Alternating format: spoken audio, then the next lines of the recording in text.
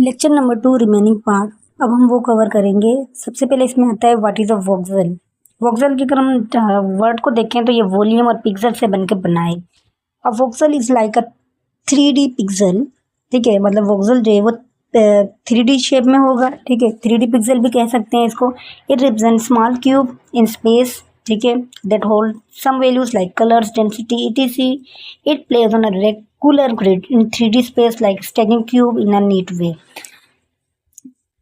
ये जो वोक्सल है हमारे पास, ये इस तरह से होता है जैसे हमारे पास क्यूब की शेप होती है ना, 3 डायमेंशनल शेप होती है, उस तरह से होता है हमारे पास। 3 डायमेंशनल होती है और ये रेगुलर ग्रिड होती है, मतलब इसकी जो 3 डायमेंशनल होता है XYZ, और जब भी जब बनता है तो इक्वल शेप्स होती है इनकी, मतलब XYZ की इक्वल शेप्स होगी, रेगुलर ग्रिड में होगा। अब यहाँ पे हमारे पास इमेज है। इमेज किसकी, क्यूब्स की है। उसके बाद हमारे पास एग्जाम्पल है वोक्सल की। वोक्सल एग्जाम्पल में ये कह रहा है कि ना imagine a 3D model made of tiny cubes. आप एक 3D मॉडल को इमेजिन करें जो टीनी क्यूब से बना है। Each cube is a voxel. हर क्यूब को हम क्या कहेंगे, वोक्सल कहेंगे। क्यों वोक्सल कहेंगे, क्योंकि वोक्सल ये क्या है, 3 डायमेंशनल जो है वो पिक्सल को रिप्रेजेंट करता है। Use to build shape in 3D। ठीक है, क्योंकि अब यहाँ पे कह रहा है कि like Minecraft block stack together. जैसे हमारे पास ये लेयर 1 है, लेयर 2 है, लेयर 3, हम सब में देख रहे हैं ये सब क्या है, हमारे पास क्यूब्स हैं और 3 डायमेंशनल शेप बना रहे हैं। Where are voxel use. Voxel कहाँ पे यूज होते हैं, मेडिकल स्कैन में यूज होते हैं। MRI and CT scan are voxel to show body parts in 3D। ये जो हमारे बॉडी पार्ट्स होते हैं उनको 3D में जो है वो क्या करता है, शो करता है। जैसे इमेज में हमारे पास क्या हुआ दिखाया जा रहा है, यहाँ पे MRI है और यहाँ पे CT है। ठीक है, उसके बाद गेम्स में यूज होता है, like Minecraft use voxel to build world. ठीक है, कहता है कि जो गेम्स की जो दुनिया होती है उनको बनाने के लिए हम क्या करते हैं, यूज करते हैं वोक्सल का। ये वोक्सल 3D में है, तो 3D तो हमारे पास जो मिनी क्राफ्ट जो चीज़ें हैं, जो गेम्स लाइक मिनी क्राफ्ट, उसमें 3 डायमेंशनल जो चीज़ें यूज होंगी वो वोक्सल की मदद से बनती हैं। साइंटिफिक सिमुलेशन जैसे flood, smoke and fire sometimes models with voxel. ठीक है, तो हम कहते हैं सम कभी कभी जो है ना वो जो फ्लड, स्मोक और फायर होते हैं, इनके जो मॉडल लेते हैं वो वोक्सल की मदद से बनाए जाते हैं, मतलब 3 डायमेंशनल स्पेस के अंदर रख के बनाए जाते हैं। उसके बाद हमारे पास रेजोल्यूशन आ जाता है। रेजोल्यूशन क्या करता है कि refers to the levels of detail in a model, image or simulation. It determines how much information or how many elements like polygons, pixel or data are used to represent the object or environment. Resolution जो है वो क्या करता है कि वो ये बताता है कि हमारे एक मॉडल के अंदर, हमारे एक इमेज के अंदर कितनी डिटेल का जो लेवल है वो हम रखेंगे। ठीक है, हाउ मैनी इन्फॉर्मेशन, और कितनी इन्फॉर्मेशन जो है हम उसमें देंगे, तो मतलब कितनी पॉलीगॉन्स और कितने पिक्सल जो है ना हम उसमें ऐड करेंगे। ठीक है, तो जब हम पिक्सल्स ऐड करते हैं तो क्या होता है कि जब हम कहते हैं हाई पिक्सल है तो हमें क्या कर रही होती है, चीज़ें क्लियरली नज़र आ रही होती है, इमेज ज़्यादा अच्छे से नज़र आ रही होती है। तो इसी तरह हमारे पास क्या होता है, रेजोल्यूशन होता है। रेजोल्यूशन हम जितनी ज़्यादा रखेंगे उतनी ज़्यादा हमें चीज़ें डिटेल से नजर आएंगी, चाहे वो मॉडल हो, चाहे सिमुलेशन हो, चाहे इमेज हो। ज़्यादातर हम ये देखते हैं कि हम इमेज में यूज़ करते हैं, लेकिन यहाँ पे हम मॉडल्स में भी यूज़ करते हैं ये सारी चीज़ें।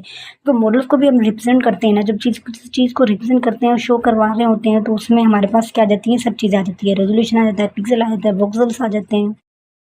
इसे यहाँ पे कह रहे हैं कि हाई रेजोल्यूशन क्या होता है कि मोर डिटेल होती है। लोअर रेजोल्यूशन रखते हैं तो उसका मतलब लेस डिटेल है बट फास्टर प्रोसेसिंग होगा। अब यहाँ पे हमारे पास क्या कह रहा है, व्हाट इट मीन्स, इसमें हमारे पास क्या आ जाता है, इसमें हमारे पास 3D मॉडलिंग आ जाता है। 3D मॉडलिंग जो है वो resolution of refers to how many polygons और vertices are used to define the shape. कितने पॉलीगॉन्स और कितनी जो वर्टाइसेस है वो आपने शेप को रिप्रेजेंट करने के लिए यूज़ किए हैं। जितनी ज़्यादा डिटेल से अगर आपने चीज़ें रखनी है तो ज़्यादा पॉलीगॉन ऐड करेंगे। इस तरह हमारे पास इमेजेस आ जाती हैं। जितनी ज़्यादा पिक्सल्स हम ऐड करेंगे उतनी ज़्यादा हमारे पास चीज़ें क्या होंगी, डिटेल में नज़र आ जाएंगी। अगर मॉडल की बात करें तो मॉडल हमारे पास एक तरह की रिप्रेजेंटेशन होती है किसी चीज़ को दिखाने के लिए। अगर हमें उस मॉडल में अच्छे से डिटेल ऐड करनी है तो हम रेजोल्यूशन उसका हाई रखेंगे, उसकी पिक्सल भी हम ज़्यादा रखेंगे। पिक्सल इसलिए ताकि हमें चीज़ें क्लियर नज़र आ जाएं। इस तरह हमारे पास रेजोल्यूशन भी होती है। ठीक है, इस तरह हमारे पास वोक्सल्स भी होते हैं। तो ये सब मॉडलिंग में यूज़ होते हैं। अब हमारे पास अगला जो टॉपिक है वो है फिडिलिटी। फिडिलिटी क्या बताती है कि refers to how closely a model और simulation match are real world behaviour, appearance और परफॉर्मेंस। कि कितना जो है वो रियल चीज़ों से वो क्या कर रहा है, क्लोज है, कितना ज़्यादा वो मैच कर रहा है रियल रियल की चीज़ों से, रियल वर्ल्ड सिस्टम से या रियल सिस्टम से वो कितना मैच कर रहा है। ठीक है, होता तो हमारा अनरियलिस्टिक है लेकिन वो कितना मैच कर रहा है वो ये चीज़ बताती है, उसका बिहेवियर, उसकी अपीयरेंस और उसकी परफॉर्मेंस। ठीक है, अब हम इसको इसमें हम यहाँ पे सिमुलेशंस का भी बोल सकते हैं कि जैसे फॉर एग्जाम्पल हम जब सिमुलेशन देख रहे होते हैं तो कुछ सिमुलेशन ऐसी होती है जो हमें रियल बिल्कुल रियल लग रही होती है, लेकिन हमें पता है सिमुलेशन हमारे पास रियल नहीं होती है। अब इसकी टाइप्स आ जाती हैं जिसमें हाई फिडिलिटी आ जाती है, लो फिडिलिटी आ जाती है। अगर हम हाई फिडिलिटी लिखते हैं तो रियलिस्टिक मतलब वो रियलिस्टिक है, डिटेल है, एक्यूरेट है, ठीक है। उसके बाद उसका बिहेवियर और अपीयरेंस जो रियल के वर्ड के ज़्यादा करीब है। इस तरह हमारे पास लो फिडिलिटी आ जाती है। अगर लो फिडिलिटी होगी किसी चीज़ की तो मतलब अनरियलिस्टिक है, रियलिस्टिक इतनी ज़्यादा नहीं हमें नज़र आएगी। तो हमें ये कहना है कि इसको क्विक प्रोटोटाइपिंग हो कॉन्सेप्चुअल डिज़ाइन के लिए यूज़ कर रहे होते हैं। अब यहाँ पे ये कहना है कि नोट करें कि high resolution model does not always mean high fidelity model, कि जो हाई रेजोल्यूशन मॉडल जो है वो does not always mean a high fidelity model, ठीक है। कि हाई रेजोल्यूशन का मतलब ये नहीं होता है कि वो उसमें हाई फिडिलिटी मॉडल है।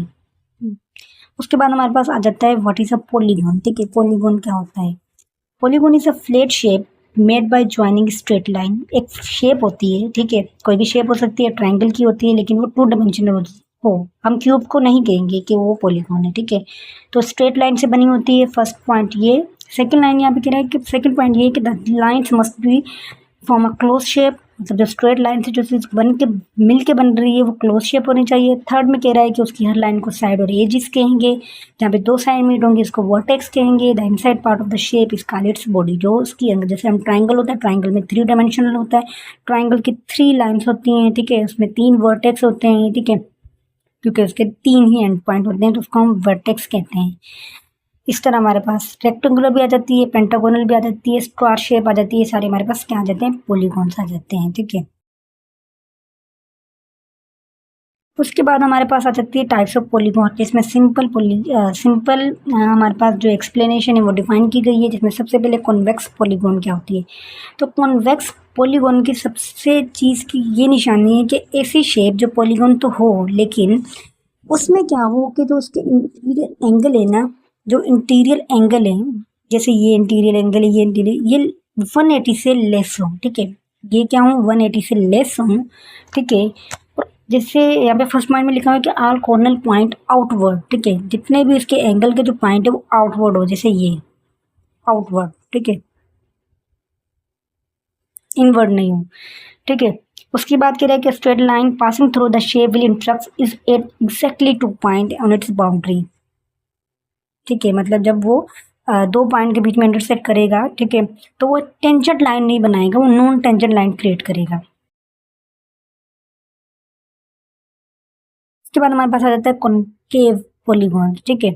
कॉनकेव पॉलीगॉन, कॉनकेव पॉलीगॉन क्या होता है कि उसमें से क्या होता है कि is at least 1 angle that is greater than 180। मतलब कोई एक एंगल होगा, एक भी हो सकता है, 2 भी हो सकते हैं, जो 180 से ज़्यादा हो, ठीक है। जैसे कोई ऐसा एंगल जो क्या हो 180 से ज़्यादा हो, ठीक है। जैसे हम ये चीज़ नोट कर रहे हैं तो ये हमारे पास जो एंगल है वो बनेगा वो 180 से ज़्यादा बनेगा, ठीक है, 180 से ज़्यादा बनेगा। फर्स्ट निशानी इसकी ये है, ठीक है। जैसे हमने कॉनकेव में पढ़ा कि एक एंगल या एक से ज़्यादा एंगल या मिनिमम एक हो, वो एंगल 180 से ज़्यादा हो, ठीक है। उसके बाद यहाँ पे कहता है कि ही इज़ अ डेंट और इनवर्ट कॉर्नर, ठीक है। मतलब इसके जो कॉर्नर है ना, ठीक है, इसके जो कॉर्नर है, जैसे हमारे पास ये कॉर्नर है, ठीक है, जैसे हमारे पास ये कॉर्नर है, ये क्या है हम देख रहे हैं, ये अंदर की तरफ जो है उसकी शेप जो है वो इनवर्ट की तरफ झुकी हुई है, इनवर्ट कॉर्नर है, ठीक है, इनवर्ट की तरफ है। जैसे हम ये चीज़ देखें, ठीक है, उसके बाद ये चीज़ देखें तो ये इनवर्ट है सारे, मतलब एंगल जो है ना वो थोड़े अंदर की तरफ झुके हुए हैं। If you draw straight line between 2 point inside the shape that line might go outside the shape, ठीक है। तो यहाँ पे वो क्या करेगी, वो शेप को आउटसाइड द शेप कर देगी। तो जैसे हम एक बिटवीन 2 पॉइंट जब हम क्या करेंगे लाइन्स जो है वो लगाएंगे, ठीक है, ठीक है। और जैसे यहाँ पे हमारे पास कॉन्वेक्स पॉलीगॉन है, कॉन्वेक्स पॉलीगॉन में हम देख रहे हैं कि कोई भी शेप जो है ना वो डेंट नहीं है, डेंट मतलब अंदर की तरफ कोई शेप नहीं है, ठीक है। मतलब कोई भी शेप अंदर की तरफ नहीं है, वो सारी बाहर की तरफ है। अगर हम इसको देखें तो कोई भी शेप अंदर की तरफ नहीं है, सारी बाहर की तरफ लगी हुई है, जैसे ये। लेकिन हम यहाँ पे जब हम कॉन्केव की बात करें तो हम देख रहे हैं अंदर की तरफ शेप है, जब हम लाइन ड्रा करेंगे तब भी अंदर की तरफ हमें लगेगा, ठीक है। तो ये सारी शेप अंदर की तरफ है, ठीक है। तो ये इस तरह से है। सिंपल ये है कि कौन कॉन्वेक्स जो होता है वो क्या होता है हमारे पास, क्या होता है ये कॉन्वेक्स। कॉन्वेक्स जो है उसका 180 से एंगल कम होगा, ठीक है, और सारे जो है वो आउटवर्ड होंगे हमारे पास, ठीक है। और कॉनकेव का मतलब ये होता है कि कॉनकेव मतलब थोड़ा सा मुड़ा हुआ, ठीक है।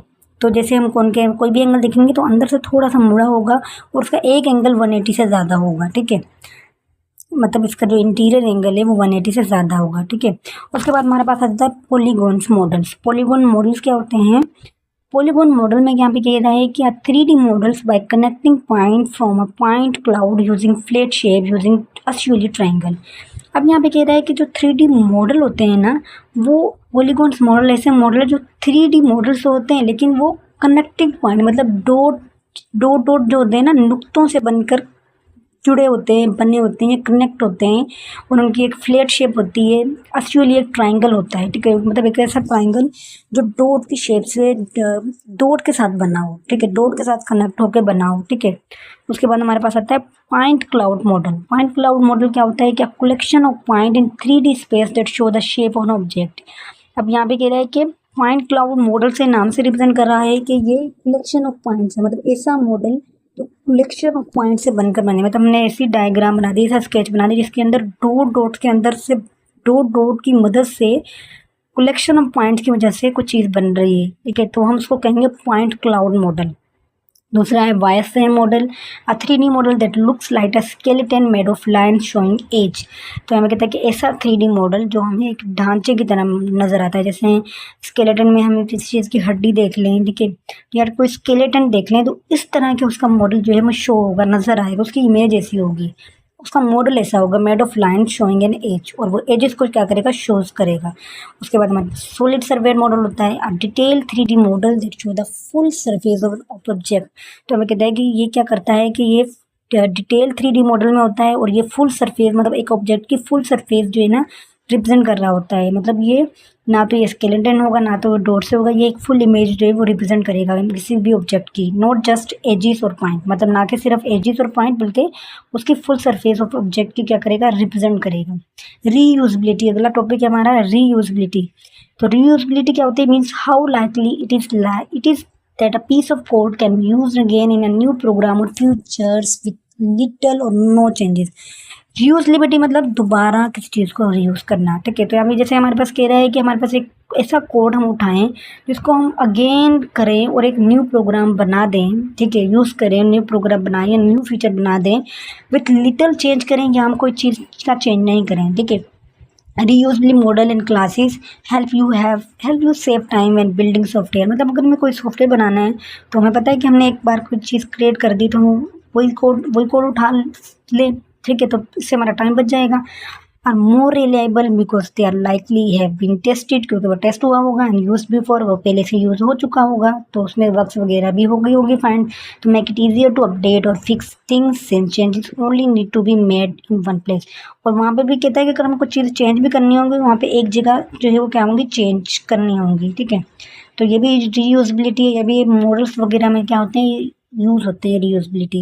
मतलब कुछ ऐसी चीज़ें जो हम क्या कर रहे हैं मॉडल में दोबारा यूज़ कर लेते हैं, क्योंकि एक बार मॉडल में कुछ चीज़ें बन गई होंगी, ठीक है, तो उसमें हमें थोड़ा सा चेंज करना पड़ता होगा उस मॉडल्स में। उसके बाद आ जाता है हमारे पास फ्रेम्स, ठीक है।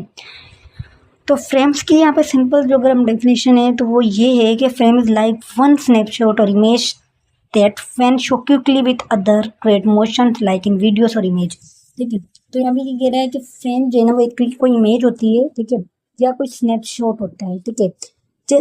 और जब हम उसको क्विकली से जो क्या कर रहे होते हैं शो कर रहे होते हैं तो हमें ऐसा लग रहा होता है कि जैसे कुछ चीज़ चल रही है, ठीक है, या कोई जैसे हमें ऐसा शो होता है कि कोई चीज़ मोशन में है, ठीक है। जैसे हमारे पास वीडियोस होती है, जैसे हमने एक इमेज बनाई जिसमें एक इंसान जो है ना वो बैठा हुआ था, दूसरी इमेज है हमारे पास एक इंसान जो है वो खड़ा हुआ था, ठीक है, ठीक है। अब रैंडमली हम चलेंगे, जब रैंडमली हम उस चीज़ को उस इमेजेस को शो करेंगे ना तो हमें ऐसा लगेगा कोई चीज़ बैठी है उसके बाद खड़ी हुई है, ठीक है, मतलब वो चीज़ मोशन में आ गई है। तो फ्रेम यही चीज़ होती है, ठीक है। मतलब बहुत सारी पिक्चर्स होती हैं हमारे पास जब हम वीडियो गेम्स में देख रहे होते हैं या कोई भी चीज़ होती है, कोई वीडियोस होती है, तो जब हम पिक्चर्स को हम क्या कर रहे होते हैं रैंडमली को, तो हमें ऐसा लग रहा होता है कि ये कोई वीडियो है, पर वो वीडियोस नहीं होती, वो इमेज होती है, उसको हम फ्रेम कहते हैं। तो फ्रेम एक लाइक स्नैपशॉट होता है या इमेज होती है। उसके बाद सिमुलेटर होता है हमारे पास। A simulator is a system that use both software computers and hardwares, ठीक है। मतलब हमें कहता है कि सिमुलेटर हमारे पास एक सिस्टम होता है जो सॉफ्टवेयर में भी यूज़ होता है, ठीक है, मतलब कंप्यूटर्स में यूज़ होता है, और हमारे पास हार्डवेयर का मतलब यहाँ पे ये कि मशीन्स में यूज़ होता है to create a fake environment. मतलब कि उसको हम कंप्यूटर और मशीन्स में यूज़ करते हैं एक फेक इन्वायरमेंट बनाने के लिए that feel like the real thing, it use for training और रिसर्च, ठीक है। मतलब सिमुलेटर हमारे पास क्या है कि जिसको हम कंप्यूटर और मशीन्स में यूज़ करके एक फेक इन्वायरमेंट बनाते हैं, एक ऐसा इन्वायरमेंट बनाते हैं जो फेक होता है लेकिन वो लग रियल रहा होता है, ठीक है। उसको हम ट्रेनिंग और रिसर्च में यूज़ कर रहे होते हैं, ठीक है। तो एग्जाम्पल क्या है, flight simulator help pilot practice, ठीक है। एक फ्लाइट का सिमुलेटर होता है, एक इन्वायरमेंट होता है, या हम यूँ कह सकते हैं एक सिस्टम होता है जो एक रियल टच दे रहा होता है चीज़ों को, ठीक है।